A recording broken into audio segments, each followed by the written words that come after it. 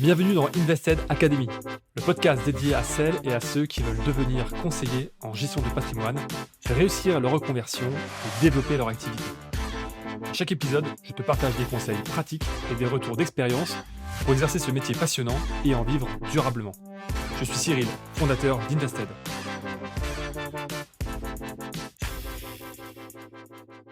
Je te pose une question très concrète. Ok, le métier de CGP m'attire, mais je trouve comment mes 10 premiers clients? Alors c'est une vraie question, tu peux avoir toutes les habilitations et toute la motivation du monde. S'il n'y a personne en face de toi, ton business ne démarre jamais. Dans cette vidéo, je vais te montrer les 5 leviers que tu peux utiliser pour aller chercher tes 10 premiers clients. À savoir ton cercle relationnel, la recommandation et les fameux deuxième et troisième niveaux, les clubs d'affaires, les partenariats professionnels comme les notaires, les experts comptables, etc. Et le digital, ce que l'on utilise énormément chez Invested. Je vais te parler de ce qui marche vraiment, mais aussi de ce qui est plus long et surtout de ce qui est adapté à un débutant. Alors on y va. Alors ton cercle relationnel, c'est probablement le raccourci le plus puissant. Le premier levier, et de loin le plus rapide, c'est ton cercle relationnel. Pourquoi? Parce que la confiance, elle est déjà là. Tu n'as pas besoin de prouver pendant 6 mois que tu n'es pas un escroc, tu es sérieux et que tu réponds au téléphone. Les gens aussi te connaissent déjà. Que ce soit des amis, par exemple des collègues, des anciens collègues, de la famille, des voisins, ça peut être aussi des gens du sport, de l'école, des associations, etc. Si dans ton entourage, tu as déjà des personnes qui ont de l'épargne, des cadres, des entrepreneurs, des gens qui gagnent bien leur vie, ça va aussi beaucoup plus vite. Par contre, ce n'est pas magique, mais c'est plus simple de trouver tes 10 premiers clients parmi les gens qui ont de l'épargne et te connaissent. Et puis aussi qui peuvent décider plus vite. La clé par contre, ça va être la manière d'en parler. Évidemment, tu vas pas leur dire « Salut, je me lance en CGP, est-ce que tu veux investir 50 000 € avec moi ?» Tu vas plutôt les approcher comme ça. Je me lance dans un nouveau métier, la gestion de patrimoine. Je suis en train de construire mes premiers dossiers et je cherche des personnes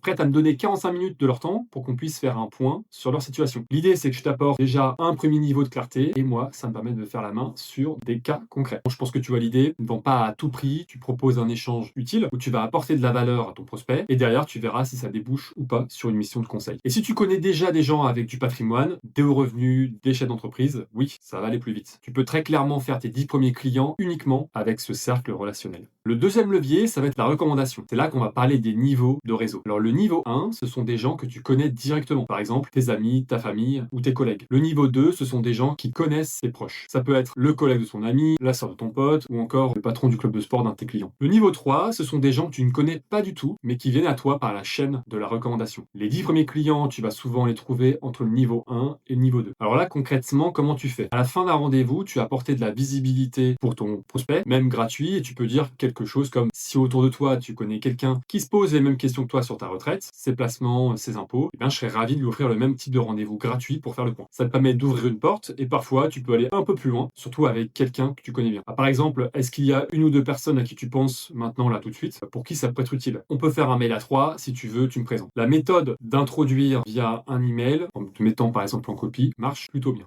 Et c'est comme ça que tu passes du niveau 1 au niveau 2, puis au niveau 3. Et honnêtement, si tu fais bien ton travail et que tu as une bonne posture, les gens, généralement, ils sont contents de te recommander parce que tu leur as rendu service. Alors, le troisième levier dont on parle beaucoup, ce sont les clubs d'affaires. Alors, tu connais peut-être les formats du type BNI, club d'entrepreneurs, les réseaux business du matin, etc. Moi, je vais être transparent avec toi. Je n'ai jamais vraiment utilisé ce levier dans ma propre stratégie. Donc, je ne vais pas pouvoir beaucoup t'aider dessus. Par contre, ce qu'il faut que tu comprennes, c'est que déjà, ça demande beaucoup de temps. Des petits déjeuners parfois qui sont très tôt le matin, des obligations à être présent de manière régulière et puis une implication dans le groupe. C'est comme ça que ça peut fonctionner. Les résultats du coup peuvent être mitigés. Certains y trouvent leur compte et d'autres parfois pas du tout. Et surtout, beaucoup de clubs sont déjà saturés de CGP ou de métiers qui sont très proches. Donc si tu veux tester, pourquoi pas, mais je te conseille de pas tout mettre dessus, surtout au démarrage. Il faut que tu le prennes comme un complément, mais pas une unique stratégie dans le développement de ta clientèle. Le quatrième gros levier, ce sont les partenariats avec d'autres professionnels du secteur. Typiquement, les notaires, les experts comptables, les avocats ou encore les courtiers en crédit. Ça peut très bien fonctionner parce que ce sont des pros qui ont déjà un flux régulier de clients qui ont des problématiques patrimoniales. Par contre, il faut aussi être lucide, la plupart ne vont pas envoyer leurs clients à un débutant. Pourquoi? Tout simplement que la recommandation, c'est engager sa crédibilité. S'ils te recommandent que tu es débutant et surtout tu fais n'importe quoi, c'est eux qui vont prendre le retour de flamme. Donc ce levier, il est surtout efficace quand tu as déjà un peu d'expérience, que tu as une certaine notoriété ou au moins un positionnement qui est clair et que tu es capable de montrer montrer comment tu travailles, que tu as un process clair et que tu respectes bien, par exemple, la conformité. En revanche, ce que tu peux faire au début, c'est t'associer aussi avec des pros qui se lancent eux-mêmes. Un jeune courtier qui se met à son compte, un expert comptable, par exemple, qui ouvre son cabinet, ou un notaire qui développe son activité. Là, au moins, vous êtes au même niveau de développement et vous pouvez évoluer ensemble. Le flux sera plus faible au départ, on va pas se mentir, mais ce sont souvent des relations qui vont être très longues et puis aussi très qualitatives. En résumé, les partenariats professionnels, oui, ça fonctionne, mais réserve ça plutôt comme un levier de consolidation que ton seul moyen de développement de clients. Le cinquième levier, et pour moi l'un des plus puissants à moyen terme, c'est le digital. Chez Invested, une énorme partie de ma clientèle, moi je l'ai construite de cette manière, avec Internet. Alors ça passe par quoi? Par des vidéos, comme celle que tu regardes en ce moment, du contenu sur YouTube, LinkedIn, Instagram. Ça peut être aussi un site qui est clair, du référencement sur Google, des webinaires, etc. L'avantage du digital, c'est que tu peux toucher des gens qui ne sont pas dans ton cercle. Tu peux attirer des personnes qui cherchent activement des réponses. Tu peux aussi créer un système d'acquisition client automatisé. Les gens consomment ton contenu, prennent confiance et puis du coup, ils viennent tout seuls à toi.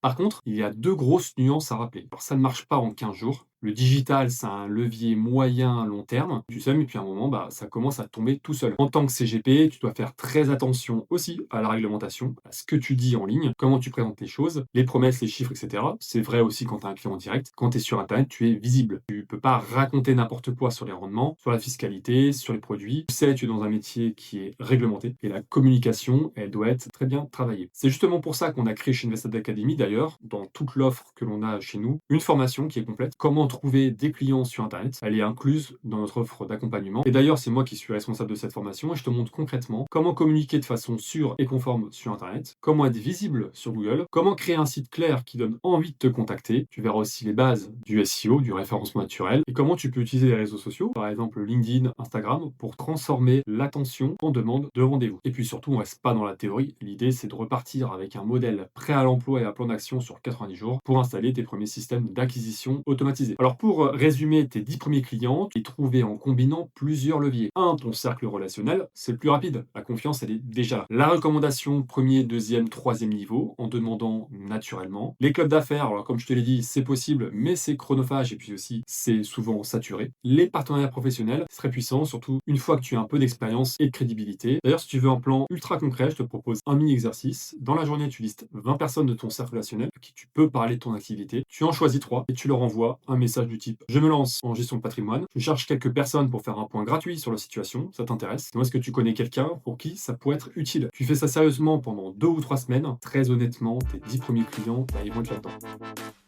Merci d'avoir écouté cet épisode d'Invested Academy. Si ce contenu t'a aidé, pense à t'abonner sur ta plateforme d'écoute préférée et à laisser un avis 5 étoiles pour soutenir le podcast. Et pour aller plus loin, retrouve toutes nos ressources sur academy.invest-ed.fr. À très vite pour un nouvel épisode.